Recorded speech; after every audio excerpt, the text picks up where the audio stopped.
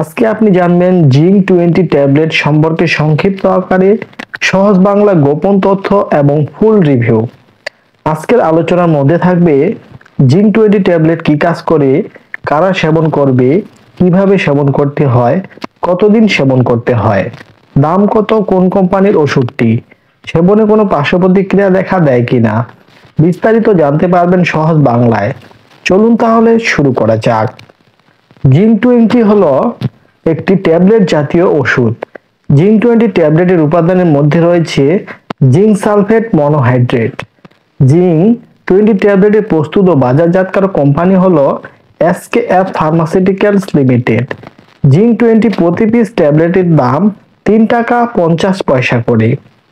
ট্যাবলেটটি আপনি আপনার নিকটবর্তী ফার্মেসি থেকে সহজেই পেয়ে যাবেন।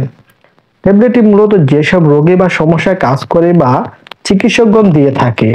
চলুন তাহলে শুরু করা যাক। 1 নম্বরে যে কাজটি করে তা হলো জিঙ্ক এর ঘাটতি রোধে এবং জিঙ্ক ক্ষয় নিয়ন্ত্রণে নির্দেশিত।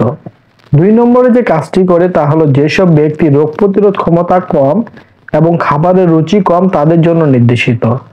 3 নম্বরে যে কাজটি করে তা হলো অনেক রোগী আছে পুষ্টিহীনতায় ভুগে, তাদের জন্য দেওয়া হয় এই জিঙ্ক 20 ট্যাবলেটটি।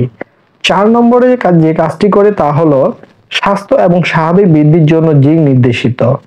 5 নম্বরে যে কাজটি করে তা হলো ক্ষত, যেমন ঘায়ের কারণে ক্ষত হওয়া নিরাময় করে, হজমের সমস্যা দূর করে, প্রজনন ক্ষমতা বৃদ্ধি করে, শারীরিক বৃদ্ধি এবং মানসিক বিকাশের জন্য অনেক জৈবিক ক্রিয়াকলাপের জন্য জিঙ্ক অত্যাবশ্যক। গর্ভাবস্থায়, শৈশব এবং বয়ঃসন্ধিকালে জিঙ্ক স্বাভাবিক বৃদ্ধি এবং বিকাশে অনেক বেশি গুরুত্বপূর্ণ। এই জিঙ্ক 20 ট্যাবলেটটি মূলত এগুলি জন্য কাজ করে। ওষুধটি মূলত কার্যকারিতা এগুলি। এতক্ষণ জানলেন কার্যকারিতা, এখন জানুন কিভাবে সেবন করবেন ট্যাবলেটটি।